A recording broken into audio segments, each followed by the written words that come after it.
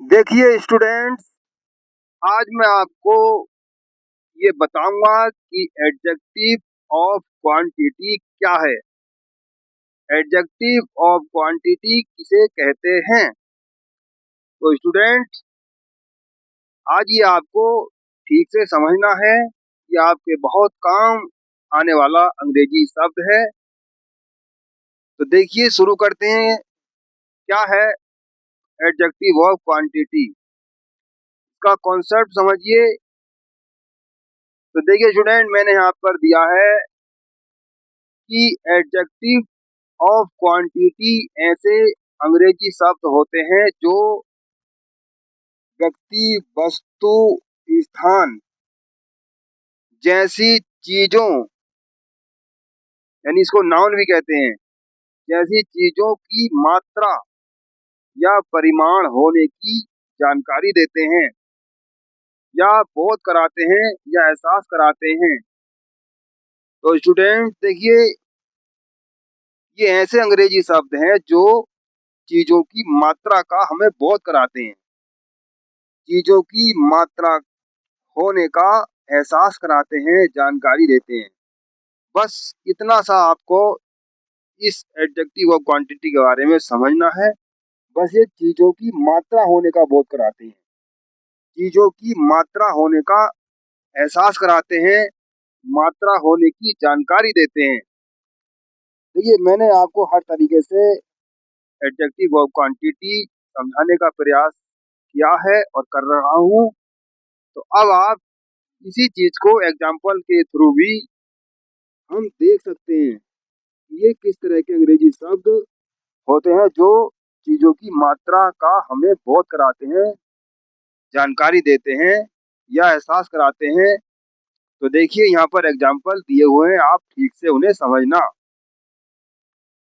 तो देखिए स्टूडेंट, यहाँ पर लिखा है आई एट।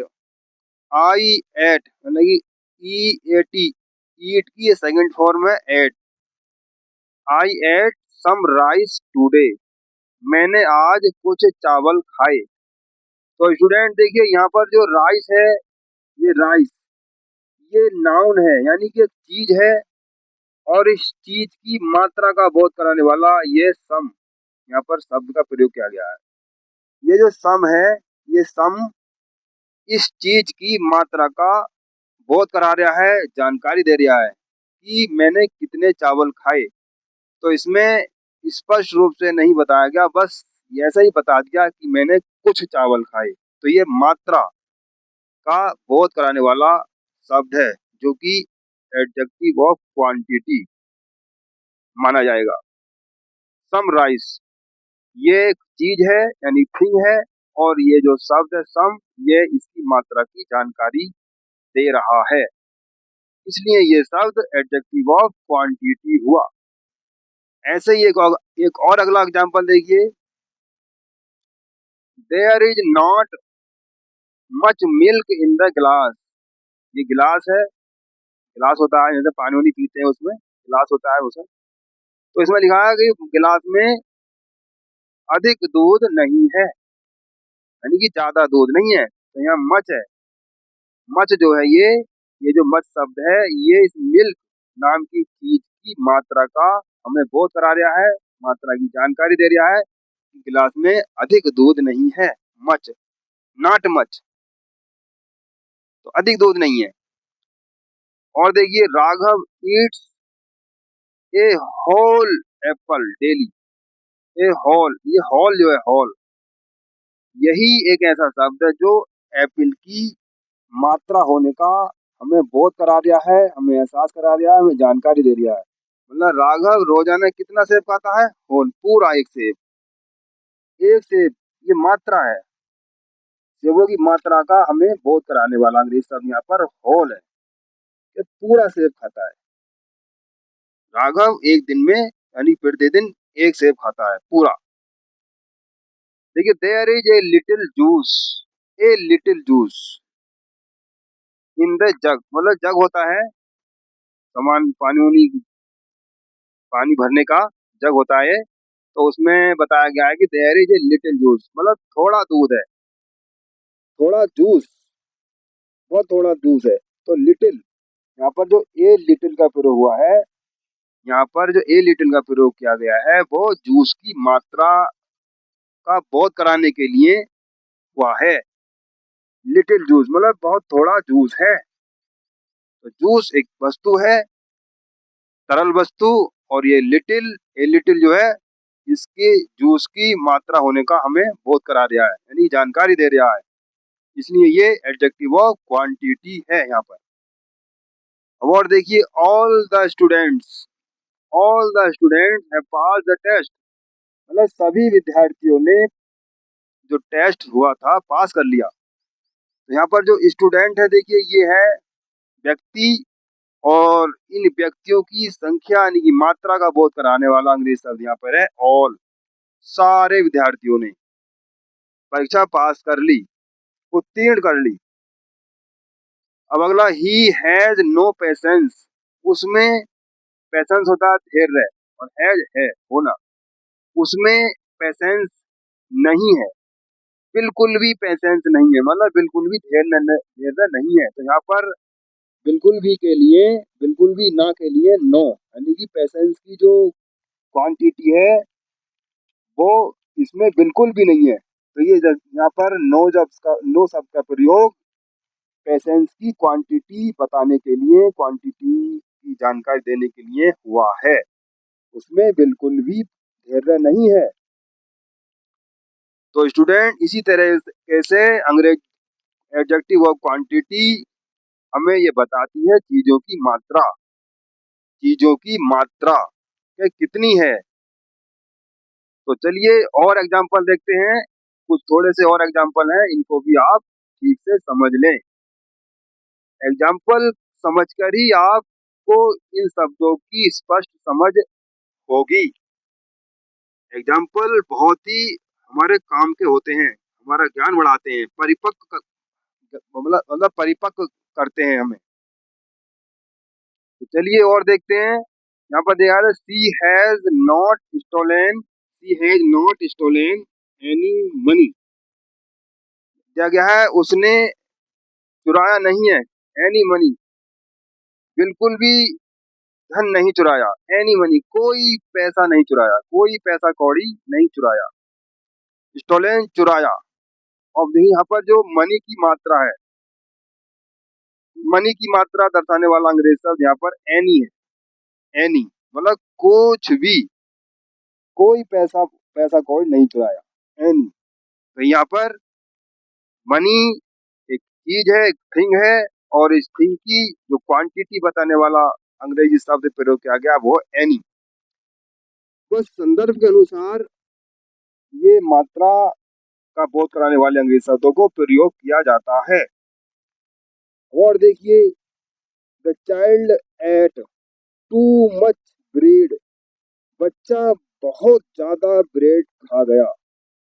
तो यहाँ पर मच जो है ये ब्रेड की मात्रा की जानकारी देने के लिए प्रयोग हुआ है। कितनी कितनी ब्रेड खा गया, ज्यादा, ज्यादा ब्रेड खा गया, मतलब टू का मतलब बहुत ज्यादा। तो यहाँ टू का प्रयोग एडवर्ब है, और मच एडजेक्टिव ऑफ क्वांटिटी जो कि इस चीज की मात्रा का बोध करा रहा है, जानकारी दे रहा है, मच। और देखिए, Monu has enough breed, enough. तो यहाँ पर देखिए ब्रीड ये है, ये थिंग है, ब्रीड, ब्रेड, और एनफ, इनफ जो वर्ड है यहाँ पर, इनफ अंग्रेजी शब्द का प्रयोग यहाँ पर इस ब्रेड की क्वांटिटी की जानकारी देने के लिए किया गया है। मतलब कितने, मोनू के पास कितने ब्रेड हैं, इनफ पर्याप्त है, भरपूर है। इनफ मतलब पर्याप्त या भरपूर मात्रा में ब्रेड है। तो इस तरह से आप इस एडजेक्टिव ऑफ क्वांटिटी को समझ रहे होंगे स्टूडेंट, मुझे उम्मीद है। और देखिए, ब्रिंग मी, मुझे ला कर दो सम वाटर। तो यहाँ पर देखिए जो वाटर है ये है थिंग, वस्तु है, और इस वस्तु की जो मात्रा यानी क्वांटिटी बताने का जो काम कर रहा है वो है सम, अंग्रेजी शब्द सम। कुछ पानी, मतलब पानी की मात्रा बताने के लिए यहाँ पर सम का प्रयोग हुआ है। Some water. और देखिए स्टूडेंट, पूरी वीडियो देखना, आपको गारंटी से आज एडजेक्टिव ऑफ क्वांटिटी समझ आ जाएगी। हमेशा के लिए आप इससे निजात पा जाएंगे। हमेशा आपको ये चीज समझ में आती रहेगी जब आप इंग्लिश किताबें पढ़ेंगे तब। अब देखिए यहाँ पर there are few mistakes, there are few mistake in the essay, मतलब ऐसे लिखा गया है उसमें बताया गया है कि मिस्टेक, गलतियां हुई हैं। मिस्टेक, तो मिस्टेक जो है यहाँ पर ये थिंग के रूप में है, और इस थिंग की जो क्वांटिटी बताने के लिए जो क्वांटिटी बता रहा है वो है फ्यू, अंग्रेजी शब्द फ्यू, मतलब ऐसे में कुछ गलतियां हैं। फ्यू, तो ये गलतियों की मात्रा बता रहा है फ्यू, इसलिए ये अंग्रेजी शब्द एडजेक्टिव ऑफ क्वांटिटी हुआ। कुछ गलतियां हैं निबंध में। तो और अगला देखिए, आई हैव या how much milk do you need, how much milk, कितना दूध, हाउ मच, तो यहाँ पर मच देखिए, हाउ मच, कितना दूध, do you want, do you need, आपकी आपको जरूरत है, कितने दूध की आपको जरूरत है, नीड में जरूरत होना, आप कितना दूध चाहते हैं। तो यहाँ पर देखिए ये मात्रा का बहुत, मात्रा पूछने के लिए, दूध की मात्रा पूछने के लिए यहाँ पर हाउ मच का प्रयोग किया गया है, इसलिए ये हाउ मच यहाँ पर एडजेक्टिव ऑफ क्वांटिटी है, क्योंकि क्वांटिटी, चीज की क्वांटिटी पूछने के लिए शब्द का प्रयोग किया गया है, इसलिए ये एडजेक्टिव ऑफ क्वांटिटी है। I have no interest in games, games होते हैं, खेल होते हैं, तो कहा जा रहा है कि मुझे खेलों में कोई रुचि नहीं है। कोई रुचि मतलब, अब इंटरेस्ट यहाँ पर एक थिंग के रूप में है, अब इस थिंग की जो क्वांटिटी है वो बताने के लिए यहाँ पर नो का प्रयोग हुआ है, मुझमें, मुझे कोई रुचि नहीं है खेलों में, तो रुचि की मात्रा बिल्कुल नहीं है इसमें। और देखिए अगला एग्जाम्पल, एग्जाम्पल ही आपको इन शब्दों की समझ बढ़ाएंगे। All the water was wasted, all the water was wasted, मतलब जो वाटर है देखो यहाँ पर ये है एक थिंग के रूप में, और इस थिंग की जो क्वांटिटी बताने के लिए या क्वांटिटी की जानकारी देने के लिए जो अंग्रेजी शब्द प्रयोग हुआ है वो है ऑल। ऑल द वाटर, सारा पानी नष्ट हो गया, तो ऑल यहाँ पर क्वांटिटी ऑफ एडजेक्टिव है, एडजेक्टिव ऑफ क्वांटिटी है, क्योंकि तो ये पानी की मात्रा की जानकारी बता रहा है। अब अगला देखिए, he showed great patience, he showed, उसने, ही मतलब उसने, शो किया, दर्शाया, ग्रेट पेशेंस, कि पेशेंस धैर्य, अब धैर्य यहाँ पर एक वस्तु के रूप में है, पेशेंस धैर्य है, और यहाँ पर जो ग्रेट है इस पेशेंस की क्वांटिटी बताने के लिए प्रयोग हुआ है ग्रेट, बहुत धैर्य दिखाया, इसका मतलब हुआ ग्रेट, बहुत धैर्य दिखाया, great. Great adjective of quantity है, क्योंकि ये पेशेंस की मात्रा या परिमाण को बता रहा है। अब अगला एग्जांपल देखिए, we have plenty of food, we have plenty of food, तो देखिए हमारे पास भोजन, फूड वाला भोजन है, प्लेंटी ऑफ ना लगा करके अगर कह देते वी हैव फूड, हमारे पास भोजन है, लेकिन अब भोजन की मात्रा भी बता दी गई है, तो यहाँ पर मात्रा बता, भोजन की मात्रा यानी क्वांटिटी बताने के लिए प्लेंटी ऑफ का प्रयोग किया गया है, इसलिए ये एडजेक्टिव ऑफ क्वांटिटी है, क्योंकि ये फूड की मात्रा की जानकारी दे रहा है। क्या जानकारी है? भरपूर, प्लेंटी ऑफ, भरपूर भोजन है हमारे पास, भरपूर भोजन है, बहुत भोजन है। अब अगला एग्जांपल देखिए, ही नीड सम हेल्प, ही नीड सम हेल्प, मतलब उसे कुछ मदद चाहिए, नीड यहाँ पर जरूरत है या चाहिए, क्या चाहिए, सम हेल्प, तो यहाँ पर देखिए हेल्प है, हेल्प का प्रयोग यहाँ पर एक वस्तु के रूप में हुआ है, और इस वस्तु की जो क्वांटिटी यानी कि मात्रा यानी परिमाण बताने के लिए यहाँ पर सम का प्रयोग किया गया है। कितनी हेल्प चाहिए, कुछ कुछ मदद चाहिए, बस। तो ये सम यहाँ पर एडजेक्टिव ऑफ क्वांटिटी है, क्योंकि ये हेल्प की मात्रा या परिणाम का हमें बोध करा रहा है, परिमाण का। अब अगला एग्जाम्पल देखिए, एग्जाम्पल समझते जाइए स्टूडेंट, बहुत काम के चल रहे हैं। सी स्पेंट मच मनी, सी स्पेंट उसने खर्च कर दी, मच मनी बहुत धन, अधिक धन खर्च कर दिया। कहाँ पर? ऑन बुक्स, किताबों पर। मतलब किताबें उसने खरीदी हैं और उन उन किताबों पर उन्होंने बहुत पैसा खर्च कर दिया। तो यहाँ पर देखिए जो मनी है ये एक वस्तु के रूप में दर्शाई गई है, वस्तु को दर्शा रहा है यानी कि नाउन। और इस वस्तु की जो मात्रा यहाँ पर बताई गई है वो मच शब्द से, मच शब्द का प्रयोग करके बताई गई है।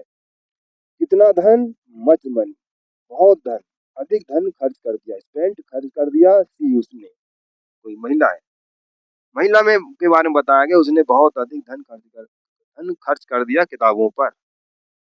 यहाँ पर हम केवल मच को देख रहे हैं। मच ये क्वांटिटी बता रहा है, परिमाण बता रहा है किसका? मनी का। इसलिए ये मच एडजेक्टिव ऑफ क्वांटिटी है। चलिए एक और अगला एग्जांपल है लास्ट में, वो भी देख लेते हैं। They have little information. तो यहाँ पर देखिए इंफॉर्मेशन जो शब्द है ये एक वस्तु के रूप में प्रयोग हुआ है, वस्तु की तरह इंफॉर्मेशन। और इस इंफॉर्मेशन की जो मात्रा यानी कि परिमाण है वो बताने के लिए यहाँ पर लिटिल का प्रयोग हुआ है। लिटिल बहुत कम के लिए, बहुत कम जानकारी है उन्हें, बहुत कम। तो लिटिल का मतलब है बहुत कम, बहुत कम, ना के बराबर। लिटिल ना के बराबर जानकारी है। की अबाउट द इवेंट, जो इवेंट हुई है, जो घटना हुई है यहाँ पर, उसके बारे में उन्हें ना के बराबर जानकारी है, यानी कि बहुत कम जानकारी है।